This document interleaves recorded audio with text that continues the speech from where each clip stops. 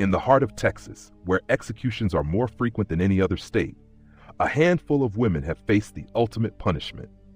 Their crimes shocked the nation. Their last meals, final words, and courtroom battles still haunt the justice system today. Before we begin, make sure you hit that subscribe button for more true crime stories that dig deep into the darkest corners of American justice. Tap the notification bell so you never miss a chilling update.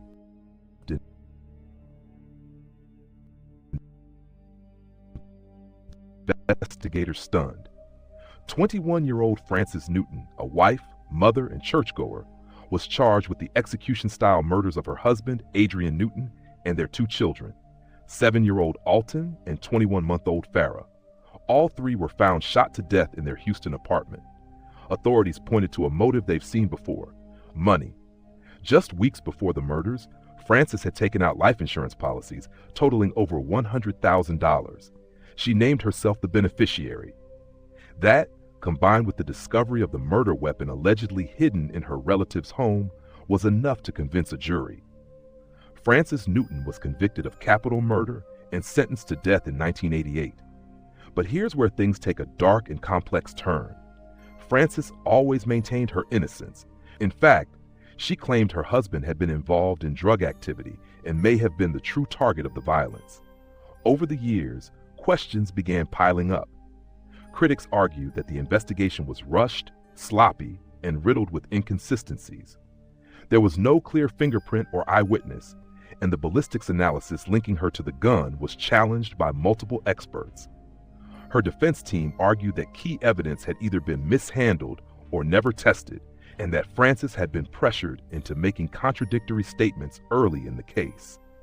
By the early 2000s, a movement was growing. Journalists, legal experts, and even members of the clergy began calling for a stay of execution.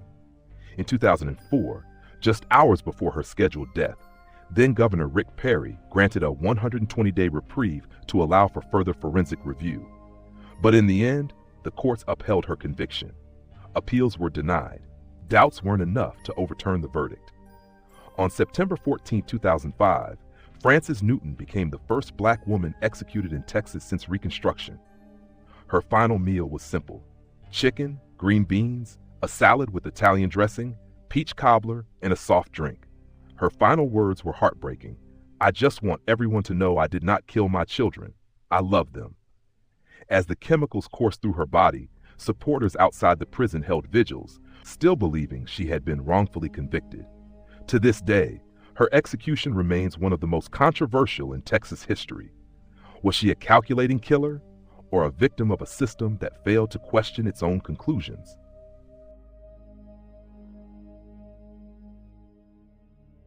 Lisa Ann Coleman. The story of Lisa Ann Coleman is one of the most disturbing and emotionally jarring cases to ever reach Texas death row. Her name became forever linked to the tragic and brutal death of a little boy named Devontae Williams, her partner's 9-year-old son. When paramedics arrived at the family's cramped apartment in Arlington, Texas, what they found was beyond horrifying. Devontae's body weighed just 36 pounds, severely underweight for his age. His ribs and bones protruded. His body was riddled with bruises, cigarette burns, and deep injuries, some old, some fresh. The official cause of death: emaciation due to child abuse and neglect. Lisa Coleman was charged with capital murder, not simply for failing to intervene, but for actively participating in the abuse and torture of the boy. Prosecutors argued she was a key figure in a pattern of systematic starvation, beatings, and confinement. At one point, Devontae had been locked in a pantry for extended periods, naked, malnourished, and helpless. During the trial, the state painted Lisa as cruel and unremorseful. The defense, however, claimed her background, riddled with abuse, abandonment, and poverty, made her more a product of trauma than a sadistic killer. They argued that the death was not premeditated murder, but rather the tragic result of neglect spiraling out of control. Still, the jury sided with the prosecution. In 2006, Lisa Coleman was sentenced to death. Years later, as her execution date approached, advocates tried to step in. They claimed she was being sentenced to die for what was essentially child abuse leading to death, a charge not typically punishable by execution, but the court stood firm. On July 16, 2014, Lisa Ann Coleman was executed by lethal injection at the Texas State Penitentiary in Huntsville. She declined a special last meal, instead eating whatever the prison kitchen served that day. As she lay strapped to the gurney, her final words were brief and striking: "God is good. I'm done." She became the 15th woman executed in the U.S. since 1976 and the 6th in Texas. The case left a lasting scar, not just because of the unbearable suffering Davante endured, but because it raised tough questions about parental responsibility, systemic failure, and the death penalty's reach. Was this justice or a reflection of a deeper broken cycle? Karla Faye Tucker. The execution of Karla Faye Tucker wasn't just a legal moment, it was a national spectacle. Her story gripped America, not only because of the gruesome nature of her crime, but because of the dramatic transformation she claimed to undergo behind bars.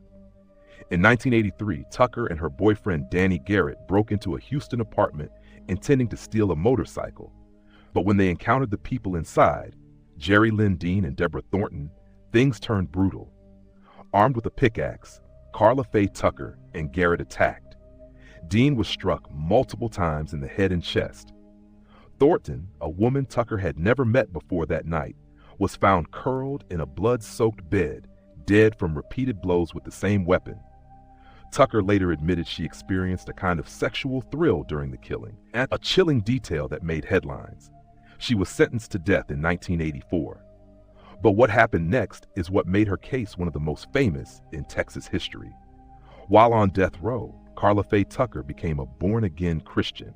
She expressed deep remorse, claiming that faith had changed her. Over the years, she became a symbol of redemption, a woman who had found salvation after one of the most brutal crimes imaginable. Her story drew support from Christian leaders, celebrities, even foreign dignitaries. At one point, even Pope John Paul II and televangelist Pat Robertson pleaded for her life to be spared.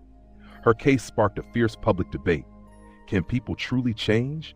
Should remorse ever outweigh justice? But the state of Texas was unmoved. On February 3, 1998, Karla Faye Tucker became the first woman executed in Texas since 1863 and the first in the U.S. in 14 years.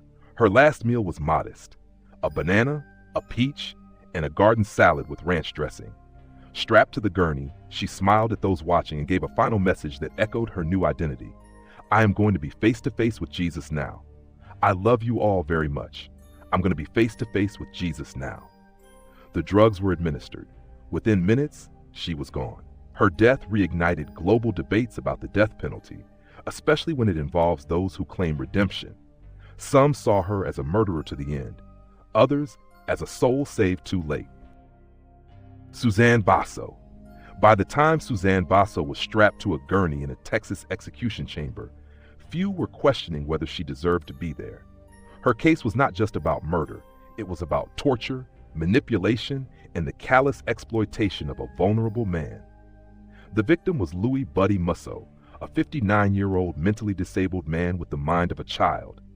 He had moved from New Jersey to Texas in hopes of a new life with Basso, a woman who had promised love and companionship. Instead, he walked into a death trap. In 1998, Suzanne Basso led a group of conspirators, including her own son, in a horrific scheme to torture Musso over several days. They beat him with fists, belts, and blunt objects. They burned him with cigarettes. They poured cleaning chemicals on his wounds. They forced him to sit in a bathtub filled with bleach and scrubbed his skin raw. When he finally died, his body was covered in more than 250 distinct injuries from head to toe. And the motive? Insurance money. Basso had tried to pose as Musso's wife and take out a $65,000 life insurance policy, listing herself as the beneficiary. She was quickly arrested and charged with capital murder. In court, prosecutors described her as the ringleader, a woman who manipulated those around her into carrying out acts of cruelty on a man who never saw it coming. The jury took less than 90 minutes to sentence her to death. Despite her lawyers arguing she suffered from mental illness and was physically unfit for execution, all appeals were denied. On February 5, 2014, Suzanne Basso was executed by lethal injection at the age of 59. She became the 14th woman executed in the United States since the death penalty was reinstated. and the fifth in Texas. She declined a special last meal, opting for whatever the prison served that day. Her final words? Just one word: no. No apology, no explanation, no final plea. The case left many wondering, was Suzanne Basso a monster or simply the most visible face of a monstrous group? Betty Lou Beets. When investigators began digging in the garden of 62-year-old Betty Lou Beets, they had no idea just how dark the soil would be. What they uncovered shocked even the most seasoned detectives and revealed a chilling pattern of betrayal buried beneath the surface of a quiet Texas home. In 1983, Betty Lou Beets reported her fifth husband, Jimmy Don Beets, missing. She claimed he had gone out fishing and never returned.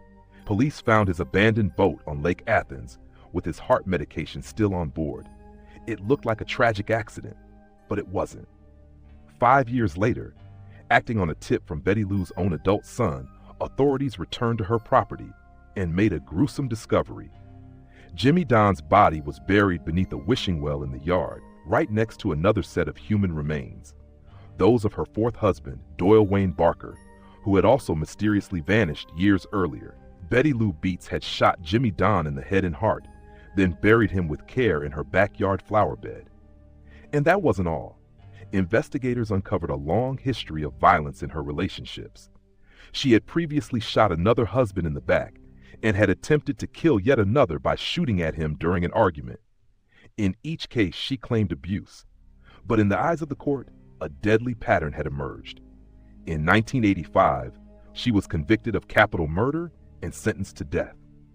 Supporters argued that Betty Lou had suffered years of domestic abuse and that her traumatic childhood, including alleged sexual assault, had left her deeply scarred. They also pointed out her mental health issues and claimed that her defense was grossly inadequate during trial. But the state stood firm.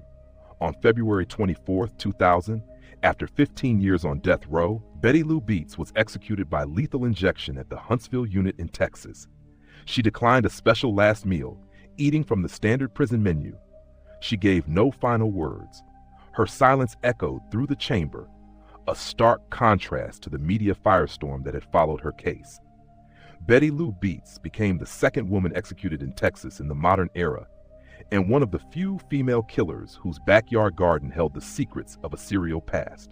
Was she a cold-blooded murderer or a battered woman fighting back against decades of trauma? The debate continues. While male executions dominate headlines, these women's stories are a chilling reminder that justice doesn't discriminate. Whether cold-blooded killers or wrongly accused, their final moments on Texas death row continue to raise questions about guilt, mercy, and the power of redemption. If you found this video eye-opening, like, comment, and share it with other true crime fans. Which of these cases shocked you the most? Let us know below. And don't forget to subscribe for more haunting deep dives into the darkest corners of criminal history.